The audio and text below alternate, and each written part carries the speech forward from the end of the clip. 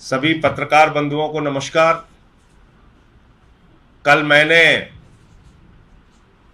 ED के कारनामों का और ईडी कैसे जबरन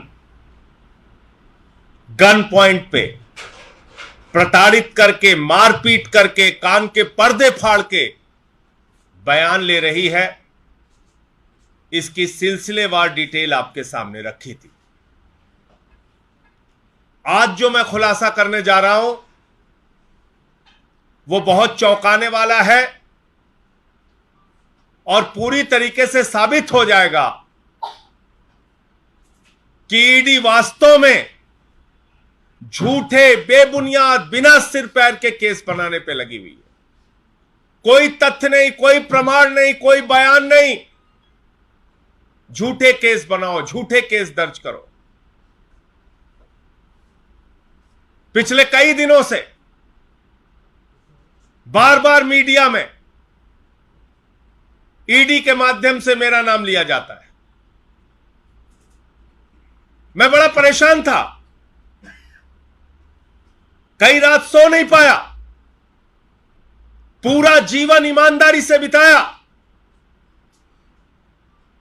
पूरी ईमानदारी से, 100% ईमानदारी से अपना जीवन बिताता हूं। मैं बड़ा परेशान हुआ कि जिस आबकारी नीति से मेरा कोई लेना देना नहीं, उसमें ईडी बार बार मेरा नाम क्यों ले रही है।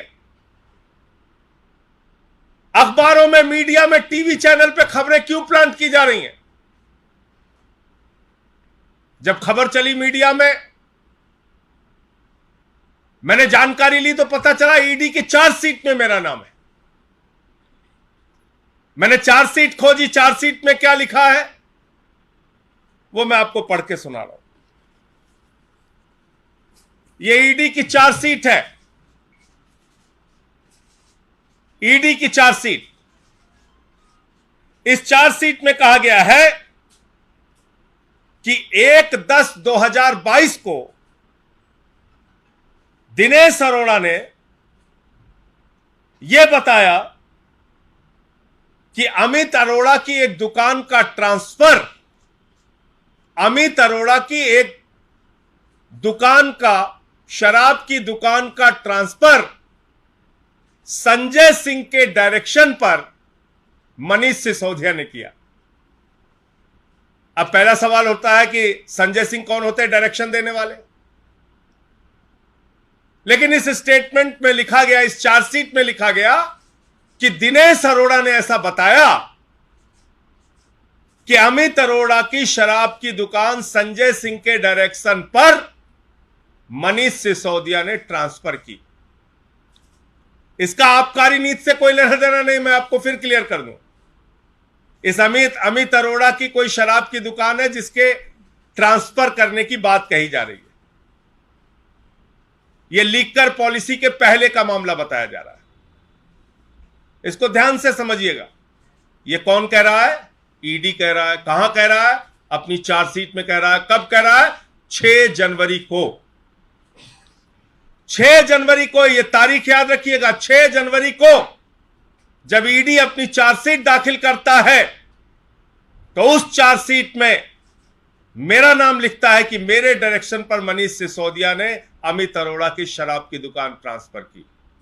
अब आगे ध्यान से देखिएगा, सुनिएगा और एक एक कागजात पढ़िएगा कि किस तरीके से एक फर्जी, एक झूठी चार्जशीट, क्योंकि मैं अडानी के महाघोटाले के खिलाफ बोल रहा हूं, क्योंकि मैं नरेंद्र मोदी सरकार के भ्रष्टाचार के खिलाफ बोल रहा हूं, इसलिए कैसे ये झूठा मामला बनाया गया। अब दिनेश अरोड़ा का स्टेटमेंट दिखाता हूं आपको।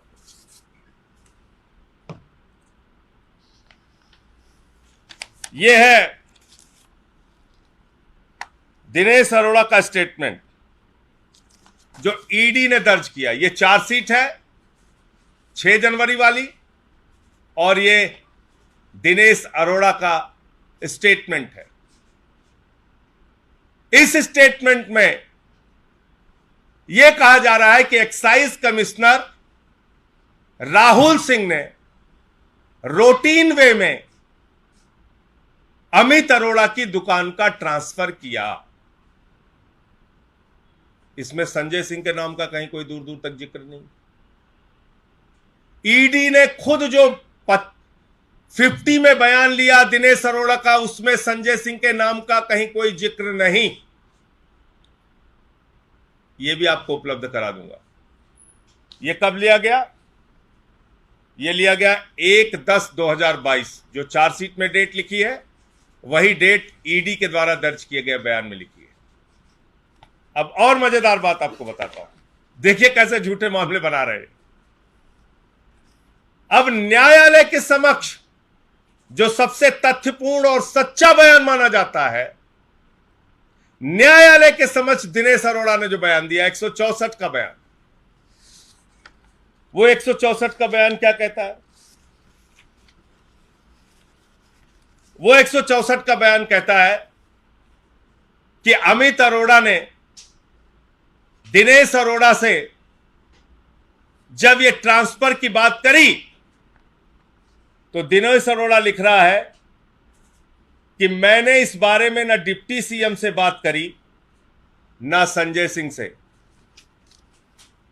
ये देखिए, ये माननीय न्यायाधीश के सामने दिया गया दिनेश अरोड़ा का बयान है। दिनेश अरोड़ा कह रहा है कि मैंने इस बारे में ना डिप्टी सीएम से बात करी ना संजय सिंह से। आपके लीडर्स मेरे नॉलेज में लीकर कंजम्पशन के अगेंस्ट हैं, ये जोड़ रहा है। आपके नेता मेरी जानकारी के हिसाब से लीकर कंजम्पशन के अगेंस्ट हैं।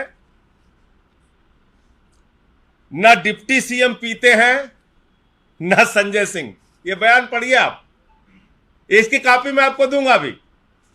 देखिए कैसे झूठे केस बनाए। आगे लिख रहा है, अमित अरोड़ा इसको कह रहा है कि नए एक्साइज कमिश्नर आए हैं राहुल सिंह। राहुल सिंह को इस सीट पर मैं लेकर आया हूं, अमित अरोड़ा कह रहा है। और इसने अमित अरोड़ा ने राहुल सिंह से इनकी मुलाकात कराई, दिनेश अरोड़ा की। और फिर इसमें आगे तारीख दी हुई है। यह कह रहा है कि जब ये मुझे इंसिस्ट करने लगा कि आप डिप्टी सीएम से बात करिए, तो मैंने डिप्टी सीएम से कहा, तो डिप्टी सीएम ने कहा मैं देखता हूं। और 22-23 मार्च को राहुल सिंह का फोन आया कि आपका ट्रांसफर लेटर रूटीन वे में अप्रूव हो गया है। आपका ट्रांसफर लेटर रूटीन वे में, यानी कि पूरी प्रक्रिया का पालन करते हुए अप्रूव हो गया है। अब मैं भारत के प्रधानमंत्री से, देश की ईडी से, उन तमाम अधिकारियों से यह पूछना चाहता हूं कि किसके दबाव में, जब बयान में मेरा नाम नहीं, न्यायालय के सामने दिए गए बयान में मेरा नाम नहीं, ईडी के सामने दिए गए स्टेटमेंट में मेरा नाम नहीं, तो ईडी के अधिकारियों की हिम्मत कैसे हुई कि उन्होंने चार्जशीट में मेरा नाम लिखकर मुझे बदनाम करने की कोशिश की, मीडिया में मेरे खिलाफ खबरें चलवाई, भारतीय जनता पार्टी के लोगों के द्वारा प्रायोजित पीसी कराई गई। और मैं आज इस प्रेस वार्ता के माध्यम से कहना चाहता हूं ईडी के अधिकारियों से कि नरेंद्र मोदी जी ने तो अपने लिए नियम बना लिया है, रिटायरमेंट की उम्र उनकी 75 साल है, लेकिन न्याय की प्रक्रिया में जब तुम लोग फंसोगे तो फिर दुनिया में कोई बचाने नहीं आएगा। ऐसे झूठे और बेबुनियाद काम मत करो, ऐसे फर्जी बदनाम करने की कोशिश मत करो। और इसलिए क्योंकि इस झूठे चार्जशीट के आधार पर मेरे खिलाफ टीवी चैनल पे खबर चली, मेरे खिलाफ भाजपाइयों ने प्रेस वार्ता करी, मेरे खिलाफ तमाम दुष्प्रचार किया ईडी ने, इसलिए ईडी के तमाम अधिकारियों के खिलाफ, इनके डायरेक्टर एसके मिश्रा के खिलाफ, इनकी अधिकारी जिसने इस पे दस्तखत किया है भानुप्रिया के खिलाफ, इनका आईओ जोगेंद्र सिंह के खिलाफ डिफेमेशन का केस करूंगा, आपराधिक मानहानि का मुकदमा करूंगा, इनको बेनकाब करूंगा। पूरा जीवन ईमानदारी से बिताया है। मैं प्रधानमंत्री जी से कहना चाहता हूं, इस जन्म में नहीं, अगले जन्म में भी भ्रष्टाचार के एक भी सबूत और प्रमाण मेरे खिलाफ नहीं पाओगे। मैंने पूरा जीवन एक फक्कड़ की तरह ईमानदारी से बिताया है, आगे मरते दम तक उसी रास्ते पर चलूंगा। आप ये सब काम कर रहे हो। मैं खुद हैरान था कैसे नाम आ रहे हैं, कैसे कहानियां बनाई जा रही। दिनेश अरोड़ा न्यायालय के सामने बयान नहीं देता, मेरा नाम नहीं लेता।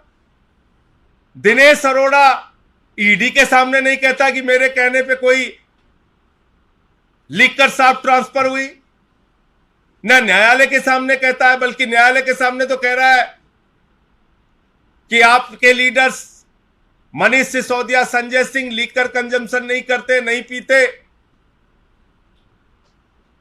और उसके बाद भी आपने मेरा नाम चार्जशीट में डाल दिया। तो डाला क्यों? अब इसकी क्रोनोलॉजी मैं आपको बताता हूं। ये क्यों डाला, ये क्यों दुश्मनी निभाई जा रही मुझसे, ये अब आप देखिए।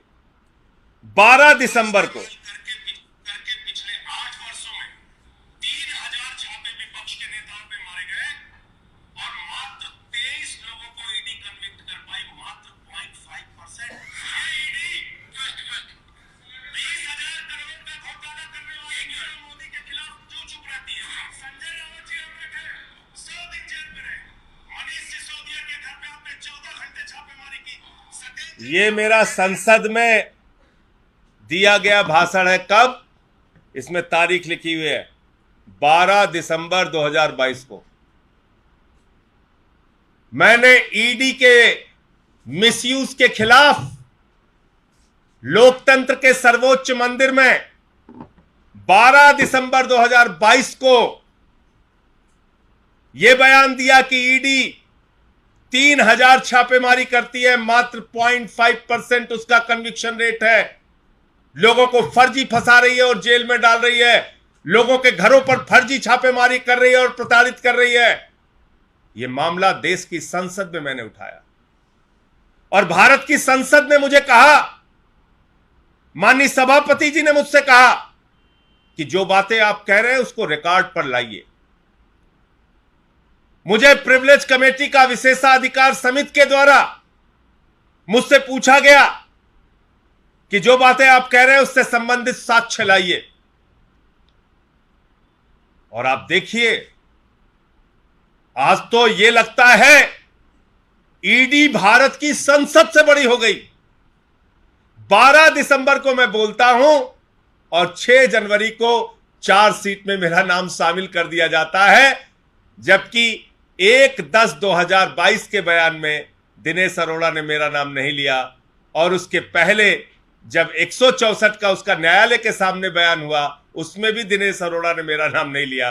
बावजूद इसके चार्जशीट में 6 जनवरी को 12 दिसंबर के इस भाषण के बाद जबरन चार्जशीट में मेरा नाम शामिल किया जाता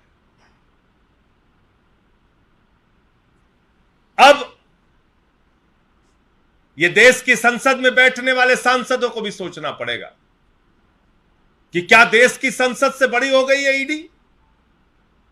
और मैं कहना चाहता हूं आज की इस प्रेस वार्ता के माध्यम से उन तमाम लोगों से, क्योंकि भारत की संसद की विशेषाधिकार समिति ने मुझसे कहा है कि जानकारी दीजिए कि ईडी कैसे फर्जी और झूठे मामले बना रहा है। मैं पूरे देश में सुनने वाले लोगों से यह कहना चाहता हूं, अगर आपके खिलाफ ईडी ने फर्जी मामले बनाए हैं, फर्जी मुकदमे बनाए हैं, कृपा करके मुझे जानकारी दीजिए। मैं वो भारत की संसद की विशेषाधिकार समिति के सामने ये पूरा विषय, आपकी पूरी जानकारी, आपके पूरे मामले को रखूंगा। तो ये था मेरा आज का जो खुलासा है, वो था। इसमें आपके द्वारा कोई प्रश्न हो, कोई सवाल हो तो आप पूछ सकते हैं।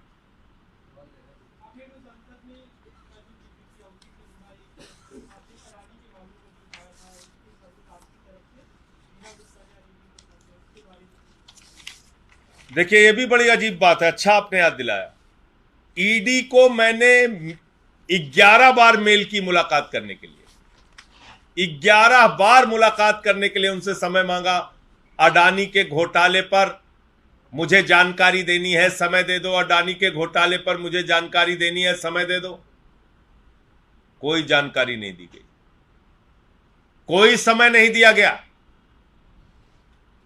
लास्ट में उनकी तरफ से एक मेल आता है, जवाब आता है कि आप बंद लिफाफे में आकर इसको रिसीव कराइए।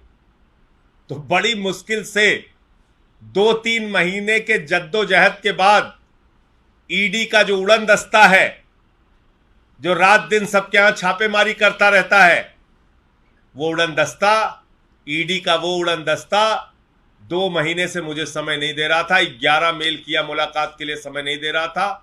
बड़ी मुश्किल से आज अडानी के महाघोटाले पे 4 एपिसोड जो मैंने आपके सामने रखा था, उसकी शिकायतें रिसीव की गई हैं ईडी में। उसकी शिकायतों को उन्होंने लिया है, उसकी रिसीविंग दी है। और अगर इससे संबंधित वो कोई जांच करेंगे तो उसमें जो भी और तथ्य और जानकारी चाहेंगे वो उपलब्ध कराई जाएगी। ये है ईडी की रिसीविंग, और आज ये ईडी में रिसीव हुआ है। और कोई प्रश्न आपके? एक सवाल विपक्षी एकता के बारे में अभी तक जब अरविंद केजरीवाल जी से पूछते थे तब उनका कहना था कि कुछ दल साथ आ जाएं केवल हराने के लिए, ये पब्लिक पसंद नहीं करती है, पॉजिटिव एजेंडा होना चाहिए। लेकिन अब कल नीतीश कुमार जी मिले तो विपक्षी एकता पे सहमति जताई और कहा कि हाँ सबको साथ। देखिए, विपक्षी एकता पे जो मुद्दे उन्होंने कहा कि भाई इस देश में सबसे महाभ्रष्ट सरकार आजादी के बाद की चल रही है नरेंद्र मोदी जी की सरकार, ये केजरीवाल जी ने कहा। और कहा कि इसके लिए सारे लोगों को एकजुट होना होगा, एक साथ आना पड़ेगा। बाकी बातें आगे क्या तय होंगी वो समय समय पर आपको बताई जाएंगी। लेकिन कल जो मोटे मोटे तौर पे तय हुआ और बातचीत हुई, उसमें यही सहमति बनी कि भाई अब तक जितने भी, चाहे महंगाई हो, बेरोजगारी हो, काला धन का मुद्दा हो, किसानों के फसल के दाम न मिलने का मुद्दा हो, या अग्निवीर का मुद्दा हो, ये किससे जुड़ा हुआ है? ये भ्रष्टाचार से जुड़ा हुआ है। इतनी लूट और भ्रष्टाचार हो रहा है कि लोगों के बैंक खाली हो रहे हैं, भारत की संपत्तियां बिक रही हैं। इतना लूट और भ्रष्टाचार इस सरकार ने कर रखा है कि भ्रष्टाचार का केंद्रीकरण हो गया, लाखों करोड़ की लूट हो रही है। आज बेरोजगारी से लेकर महंगाई तक के पीछे कारण है भ्रष्टाचार। तो इसलिए इस मुद्दे पर एकजुटता की बात उन्होंने कही है, विपक्ष के लोगों को एक साथ आने की बात कही।